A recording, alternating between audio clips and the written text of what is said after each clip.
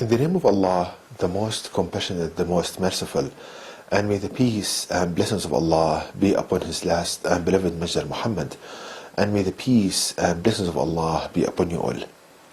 This is the fourth part of a series entitled Discoveries from the Quran. And in this series I show, with the guidance of Allah God Almighty, the superiority of the knowledge of Allah in the Quran, in the last revelation to people, over the knowledge of people in this day and age, and how a believer can be the teacher of others by pondering upon the verses of the Quran. So the topic in this presentation is the future of the study and teaching of history. Now, what do I mean by this? If we think about how the current method in teaching history, let me give an example.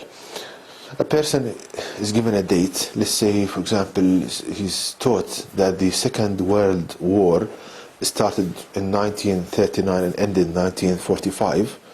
He's given this information, he has to memorize it, and then in the exam he writes down the date and he gets a full mark.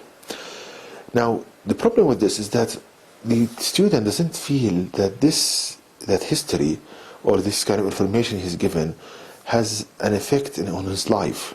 He doesn't practice this information in his life. So most of the time, students, they find history boring and useless. Now,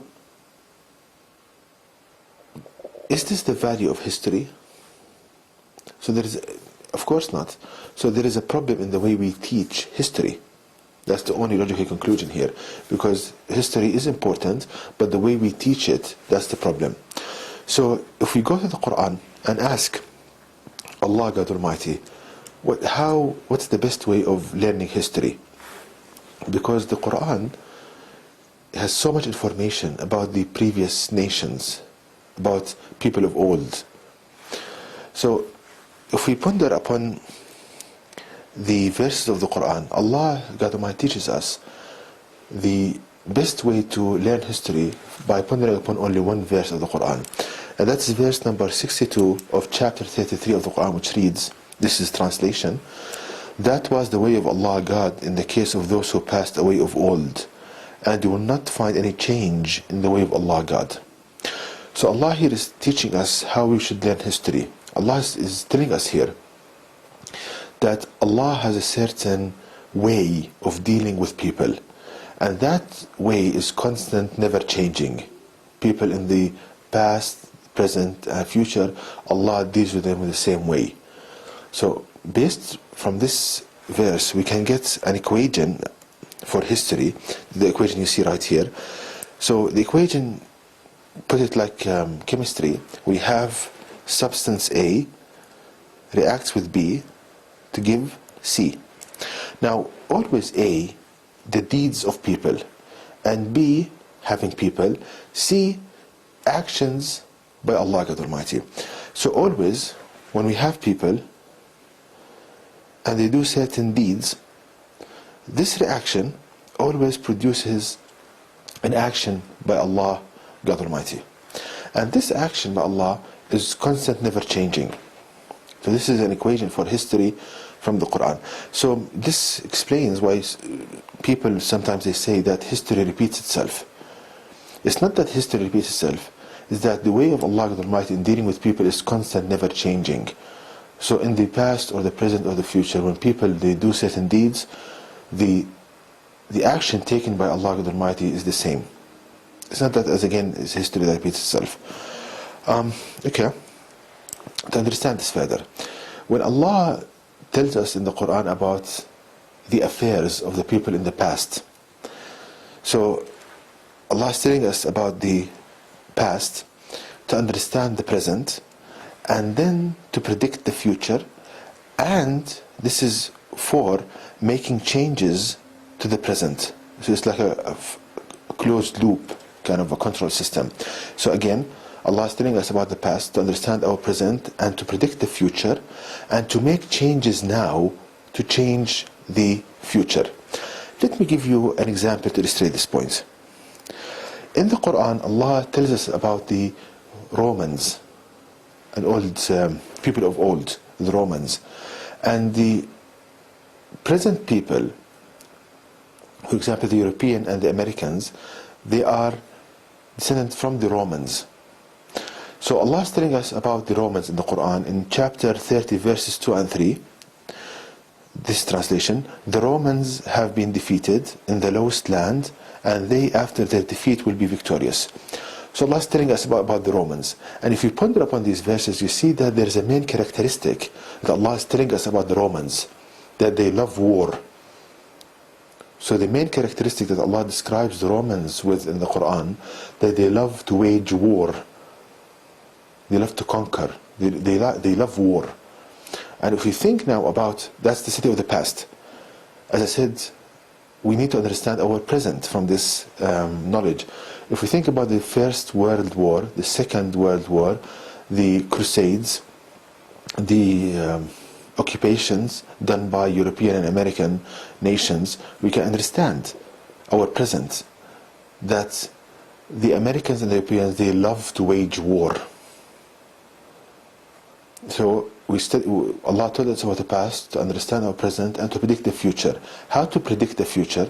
That the harm inflicted on people by the Europeans and the Americans will increase in the future. So, that's this third part. The fourth is to make changes now to prevent this future. So as Muslims, we need to do two things. Firstly, we need to strive to make the word of Allah God Supreme, to tell the Europeans and the Americans about Islam, about the mercy of Allah God Almighty, about the last revelation of Allah God to people. Now, if we do that, and let me give you an example that happened with me during my study in England.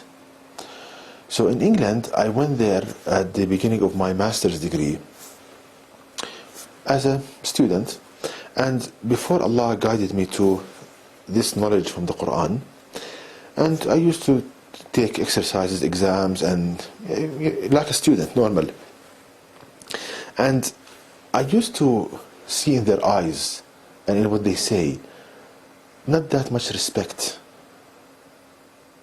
and sometimes they hurt me with the words they say to me. Now in Britain, when I was doing my master's and PhD, Allah started to guide me to what you are hearing in these presentations, to knowledge from the Quran. And I started telling people in England that the Quran is telling me this, giving me the answers in engineering, in physics, and so forth. Now I noticed that their looks and the way they spoke to me changed. There was much more respect. Not the like loving, but respect. So striving and telling people about the Quran and the signs of the Quran and how can learn knowledge from the Quran, they make them respect you, and they think so many times before they even think to harm you. That's the first thing. The second action that we need as Muslims to strengthen ourselves, to become strong, and the basis for strength is knowledge. And the book of knowledge for the Muslims is the Quran. So we need to ponder upon the Quran and apply it, as you can see in my presentations. So I hope from this example you saw the beauty of studying history now. Allah is telling you about the past, to understand the present, to predict the future, and to make changes in your present time to prevent this future. Okay, I hope now it's clear, and you see how even when you're listening, you are enjoying. But the current way of teaching history, by giving dates and names and just to memorize them, it's boring, and the way it's taught, it doesn't have any kind of effect in your life. And it's something that you don't practice in your life. It's not that important to you. And to know more details about this topic, please visit my website at www.quran-miracle.com. This is the website. And you can email me at zaidquran@yahoo.com. And may the peace and blessings of Allah be upon you all.